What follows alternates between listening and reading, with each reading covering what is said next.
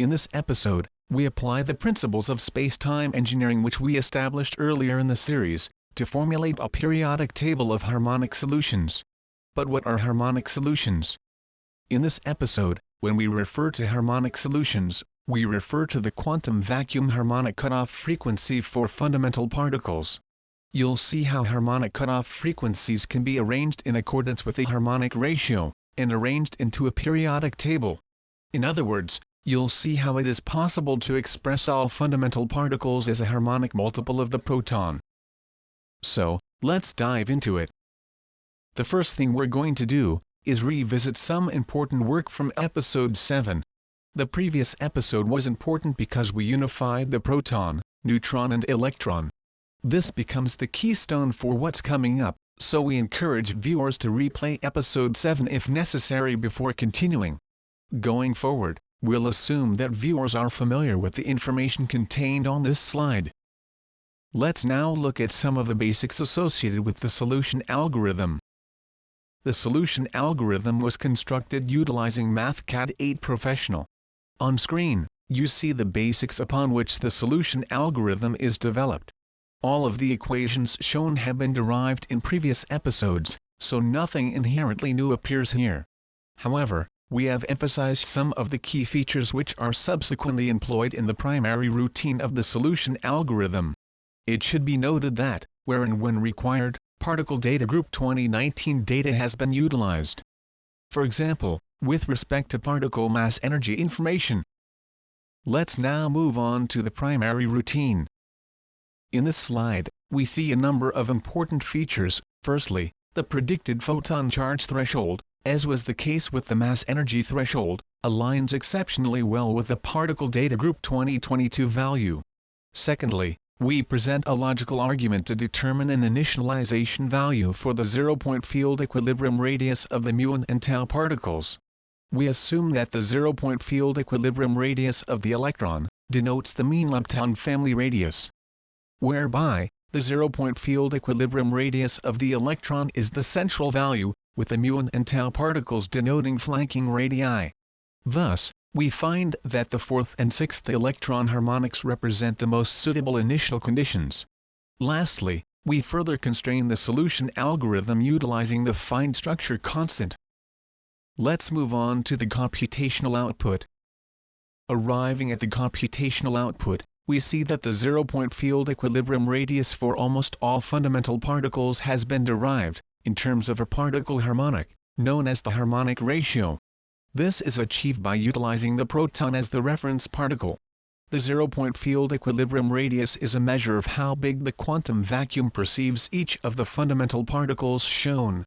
Subsequently, we are able to determine average quark radii, as well as average quark plus boson radii and compare them to our initialization values. Upon inspection, we see that the solution algorithm has functioned well. Let's now present this information in a more convenient form. Once tabulated, the computational output from the previous slide doesn't require too much explanation. The relationship between a fundamental particle and its zero-point field equilibrium radius, via the harmonic ratio, is clearly evident. The harmonic ratio column is based upon the proton acting as the reference particle. It demonstrates that when it is utilized in the equation appearing on the right-hand side of the frame, the zero-point field equilibrium radius is easily calculated. Next, we'll present this information in classic periodic table format. Here is a representation of the information from the previous slide, expressed in classic periodic table format. It should be noted that the particle data group provides very little information regarding the gluon. In fact, the gluon exists because the standard model of particle physics requires it to exist. It does not exist on the periodic table due to physical observation. The particle is a purely theoretical construct. Hence, insufficient particle data group gluon information is available to enable calculation of the quantum vacuum cutoff frequency associated with that particle. However, a very important result presented is the quantum vacuum harmonic cutoff frequency equation. The significance of this expression is that it is explicitly in terms of Compton frequencies. This is an extremely important result and should not be readily dismissed or overlooked. Next, we'll try to compile an estimate for the mass-energy range of the gluon.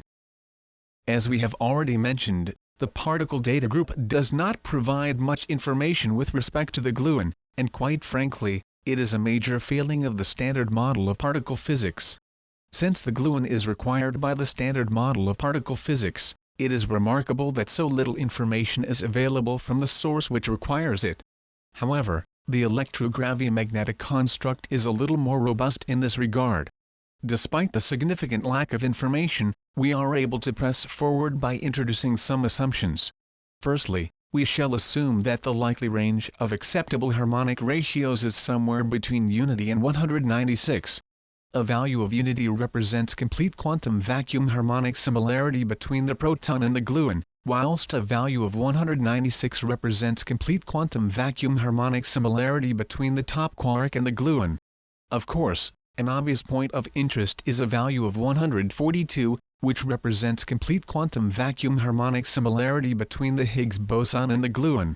Given that the gluon and the Higgs are both bosons, the value of 142 may represent the most logical compromise. The next assumption we shall make is that the gluon acts at the Planck scale. Since the gluon is touted to represent a force carrier particle acting on behalf of the strong force between quarks, our assumption involves the diameter of the gluon being equal to the Planck length. Specifically the physical Planck length that we introduced in episode 6. Once we substitute these boundary conditions into our mass equation, we obtain the mass-energy range estimate shown. We have chosen to express the gluon mass-energy range as a multiple of the photon mass-energy, as well as the conventional electron-volt format. As you can see, the gluon mass-energy is predicted to be extremely small, but non-zero. This is very important, so please keep it in mind. Now comes an important question. Why is the particle data group wrong about the upper mass-energy limit of the gluon being as high as a few mega-electron-volts? The answer to this question is that the associated harmonic ratio is uncharacteristically large. If the particle data group was correct about this limit, as stated in their 2022 data sheets, then the harmonic ratio calculated would be many orders of magnitude larger than others on the periodic table, shown on the previous slide.